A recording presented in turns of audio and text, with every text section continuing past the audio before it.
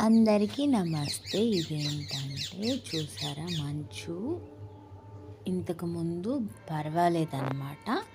ఇంతకుముందు 2 రోజుల నుంచి అనమాట.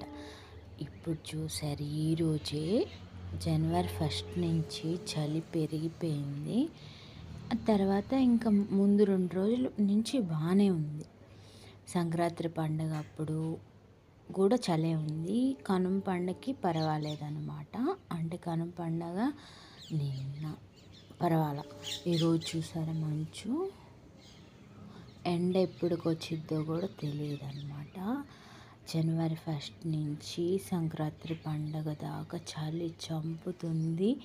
మళ్ళీ ఈరోజు ఫుల్గా మంచుగా అయిపోయింది. భోగి పండుగ రోజు కూడా ఇలాగే మంచుగా ఉంది. పొగ మంచుతో నిండిపోయిందనమాట. చలి మామూలుగా లేదు.